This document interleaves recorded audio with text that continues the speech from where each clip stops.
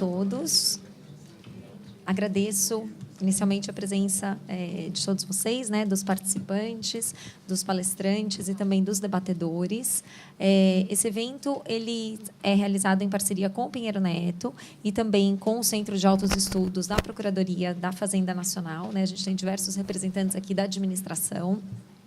E nosso objetivo, para quem já esteve em eventos anteriores, nosso objetivo é levantar pontos relevantes no debate que se relaciona com tributação de novas tecnologias. Esse é o segundo evento do ano, né? O primeiro foi em abril, a gente tratou da tributação de bens digitais. Nesse segundo, a gente vai tratar de tributação de nuvem, né, que é um tema que é bastante relevante e que é objeto de uma pesquisa mais consistente que a gente está realizando aqui na escola, além desses eventos. E no segundo semestre, já aviso a todos os presentes, a gente vai ter mais 2 debates, né? Um para falar de internet das coisas e outro para tratar de contratos, se eles devem ser fragmentados ou não. A gente tem trabalhado muito intensamente nesse tema. Eu e o Roberto, a gente coordena um grupo de estudos específico em relação a, né, que envolve sistemas de tributação e novas tecnologias, e a gente tem tido uma acolhida muito grande, tanto dos alunos do mestrado profissional, né, porque esse grupo está vinculado ao nosso programa de mestrado profissional, né, a Daniela está aqui, mas também do mercado. E acho que isso só corrobora a relevância e a importância do tema e faz com que a gente tenha, né, mais ânimo para seguir nessa direção. Neste evento de hoje, especialmente, a gente tem a participação de muitas pessoas no mercado. A gente agradece imensamente a presença de vocês e a adesão de vocês a esse projeto, porque é absolutamente fundamental que a gente faça essa interlocução, né, tanto com o mercado quanto com a área pública. E aí, nesse sentido, a gente tem aqui o presidente da JUF do meu lado. No último evento que a gente fez, foi no dia 2 de maio, foi um evento fechado, muitas pessoas falaram que era muito importante que tivesse a representação do Poder Judiciário. E aí, graças ao Júlio, quem eu já agradeço, a gente conseguiu, então, trazer o doutor Fernando Marcelo para discutir com a gente, ao lado de pessoas da Procuradoria da Fazenda Nacional e também da Receita Federal. O painel, o evento, ele vai ser dividido basicamente em 2 painéis, né, como estava na programação. Então, um painel focado na esfera municipal e outro na esfera federal. No entanto, a gente tem a honra de receber aqui o professor Fernando Rezende, né, que entrou em contato com a gente depois do primeiro evento. O professor Fernando é absolutamente uma referência para todos nós aqui no mestrado, né? A gente lê muitos textos do professor Fernando sobre política fiscal. Então, é uma honra ele ter se interessado pelo nosso projeto. E aí nós o convidamos para fazer a apresentação, a abertura propriamente desse evento. Então, eu passo imediatamente a palavra a ele, já agradecendo muitíssimo a presença e a interlocução, e depois a gente passa à discussão do primeiro painel. Obrigada. Bom, em primeiro lugar, bom dia a todos. Eu cometi a imprudência que, depois de uma certa idade, a gente não deve fazer, de conversar com a Tatiane, porque eu tive informações de que vocês estavam discutindo esse tema tão importante agora, neste momento, e disseram, eu queria ouvir o que vocês estão discutindo, entender um pouco melhor o que está acontecendo aí com as pessoas que estão cotidianamente tentando lidar com essa confusão que é o nosso caótico regime tributário. Eu me recuso a usar a palavra sistema, né? Porque sistema é tudo que a gente não tem, né? E ela me deu essa tarefa de vir aqui comentar com vocês o que eu estava pensando sobre esse assunto, né? Eu venho pensando um pouco sobre isso exatamente porque eu acho que nós estamos pensando em discutir reforma tributária hoje no Brasil, pensando o que a gente devia ter feito em 88, e não fizemos, né? E agora nós temos que olhar um pouco para frente, o que é que nós temos que fazer para o futuro, que é exatamente as preocupações que eu acho que vocês estão discutindo e com as quais ela me pediu para comentar um pouquinho aqui com vocês. Eu tinha feito uma breve apresentação sobre isso num outro evento do qual eu participei. Bom, eu vou replicar isso aqui com o grupo, porque, para mim, seria muito importante ouvir depois tudo que vocês têm a dizer. 15 minutos, 20 minutos, você me corta a palavra, senhor. Tá. Eu vou ficar em pé, porque O grupo aqui está muito grande, senão ninguém me vê direito, né?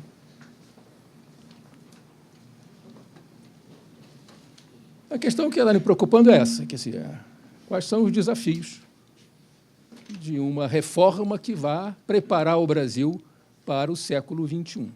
Não preciso comentar aqui, há anos que a gente discute as distorções do regime tributário para a competitividade da economia brasileira, para o equilíbrio federativo e para a própria rigidez orçamentária, né?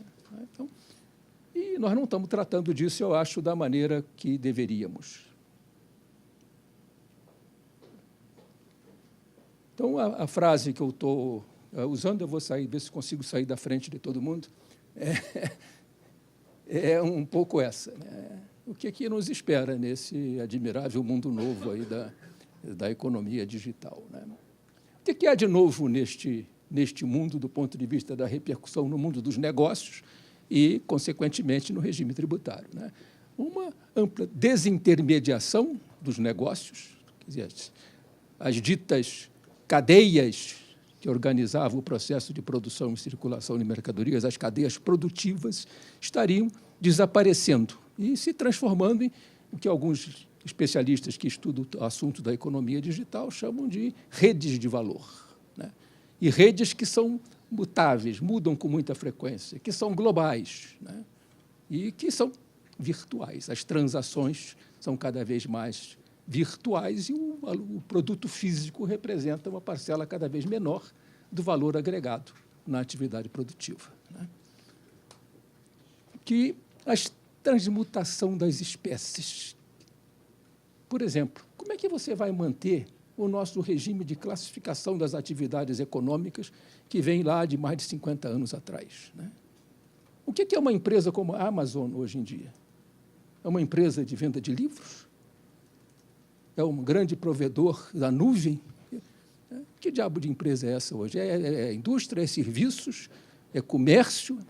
Não dá para manter mais essa classificação que precisa ser revista, né? Cadeias à rede, já comentei, talvez a única cadeia produtiva que vai restar no Brasil vai ser Bangu 1, né? Altamente produtivo, né? A irrelevância das distâncias, quer dizer, a geografia deixou de ser relevante do ponto de vista de onde os negócios vão se estabelecer para ganhar competitividade mundial, e a velocidade dessas transformações, uma velocidade inédita e de uma dimensão muito maior do que aquela que ocorreu no final do século XIX para o início do século XX, quando se estabeleceu a grande revolução industrial que mudou o mundo da economia. Agora nós estamos numa época de uma mudança muito mais ampla do que aquela que ocorreu há mais de um século atrás, né? Então, o que eu extraio dessa leitura preliminar que eu estou fazendo sobre o assunto é isso: a economia digital, os custos de transação caem vertiginosamente. Um economista escreveu um texto muito clássico sobre o ano passado, o Ronald Coase, sobre os custos de transação.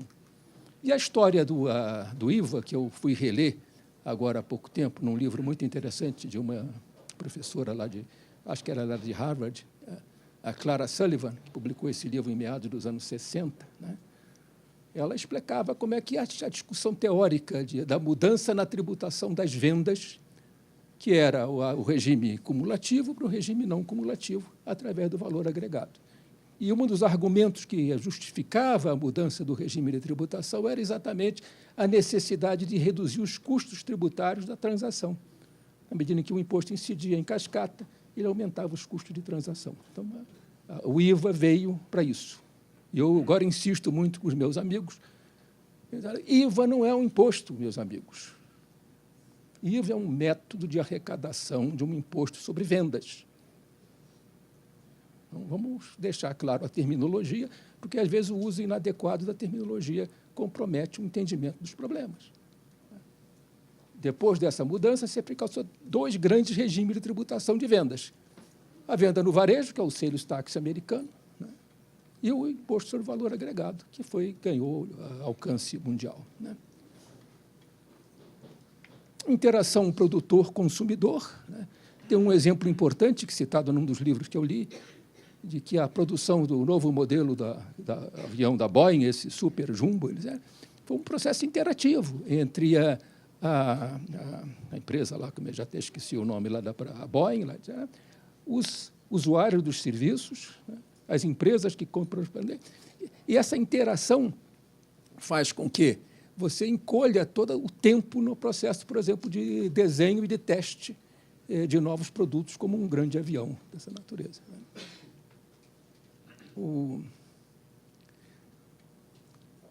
De novo, a questão da virtualização. O que é o importante? Eu acho que eu vou ver a segunda frase. Quer dizer, a mudança do fluxo de informações na velha economia para o fluxo de informações na nova economia, que é todo ele digital, não tem papel, não tem fatura, não tem cheque, não tem nada disso, né? Então, e o valor agregado na produção de bens passa a ser uma parcela cada vez menor do produto. E isso daí está o conflito entre estados e municípios sobre a tributação de mercadorias e serviços, né? O meu velho amigo que faleceu, infelizmente, recentemente, o Alcides Jorge Costa, me lembrava que há tempos a gente já conversava sobre isso. O que é bens corpóreos e o que é bens incorpóreos? E como é que isso vai ser discutido para distinguir o conflito entre o ICMS e o ISS, né? O que é o meio, o que é a mensagem para tributar as telecomunicações, por exemplo? E por aí vai, não preciso entrar nesses detalhes com vocês, que são a questão das espécies, como mencionei antigamente, é muito importante, porque tem um livro muito interessante do Donald Tapscott, que é um canadense que estuda muito esse tema da economia digital, sabe? E que a organização, que ele usa esse nome, é uma Internetwork Business, que é uma coisa, uma empresa completamente diferente das empresas que a gente conhece, que se estabeleceram nas grandes corporações industriais, né?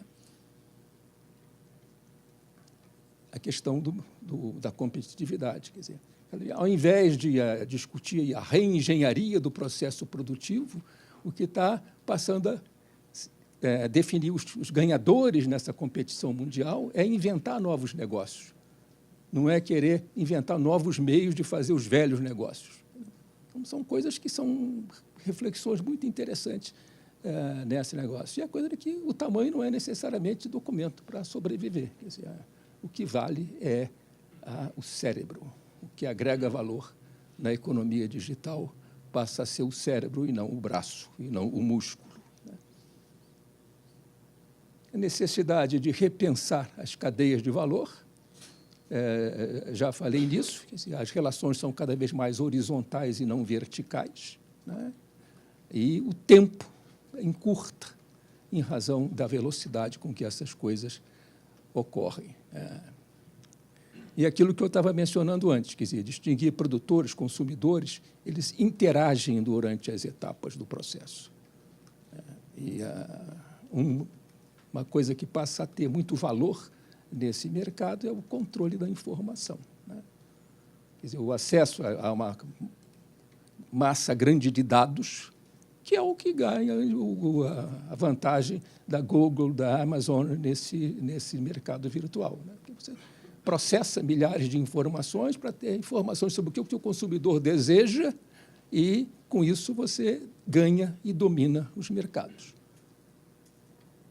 Novas tecnologias para a decomoditização. Essa palavra não está na língua portuguesa, mas a gente vai fazendo os neologismos todos necessários para adaptar.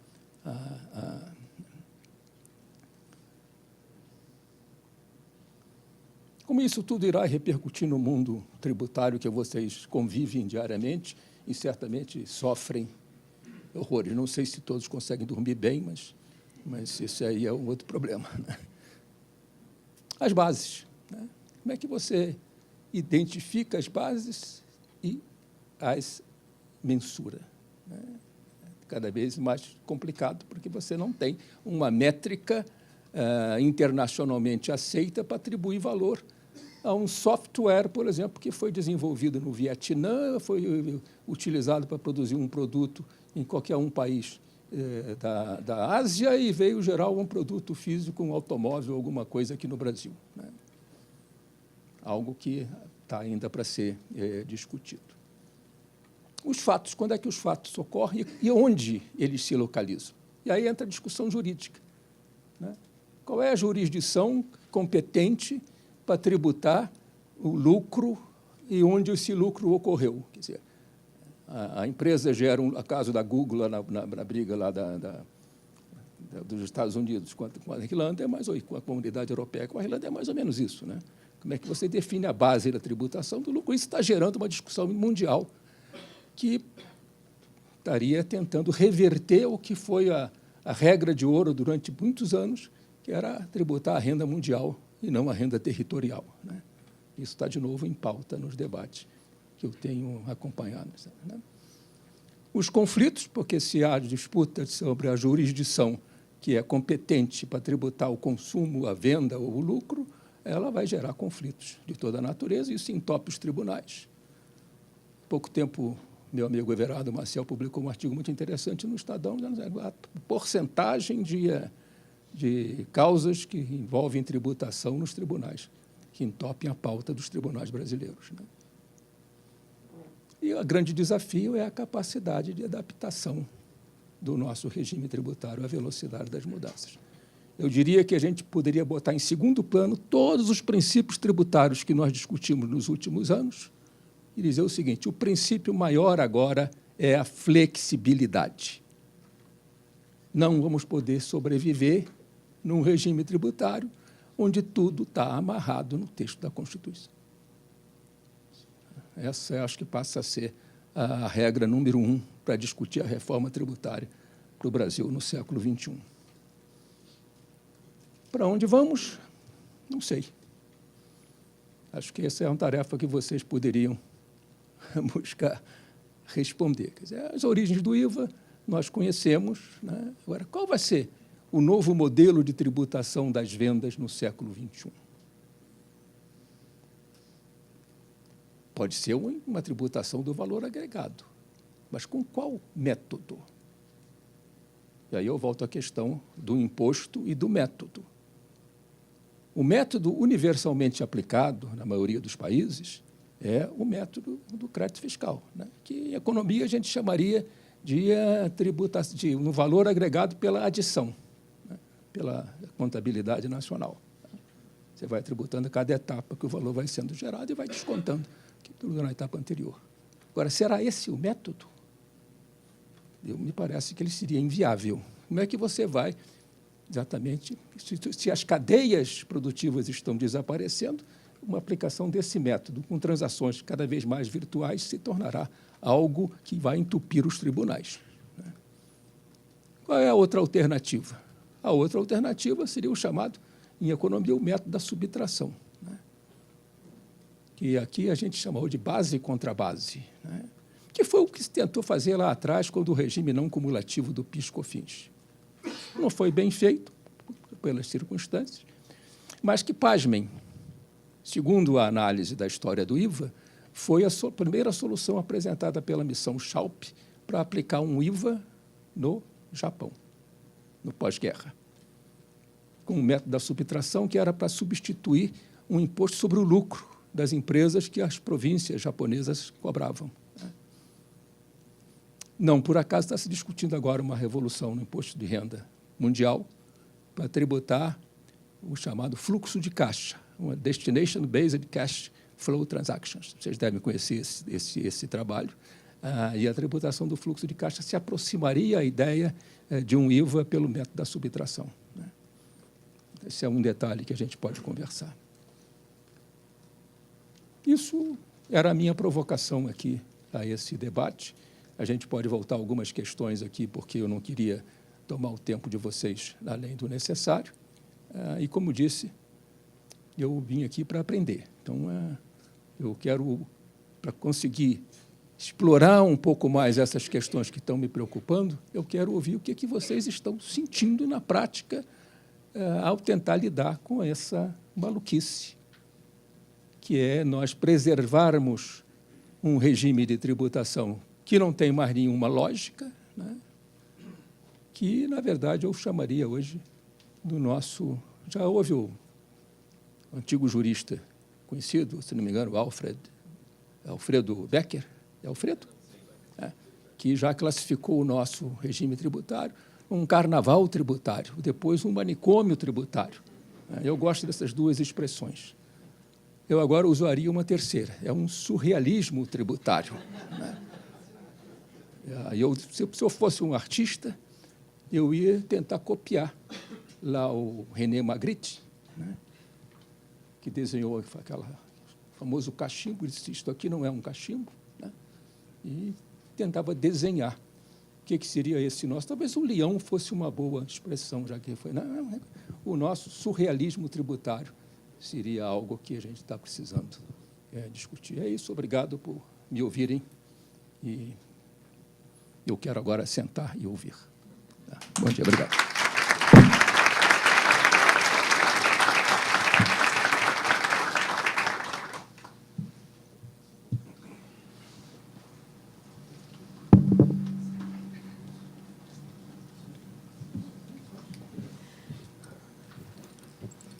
Bom, agradeço imensamente as palavras do professor Fernando Rezende.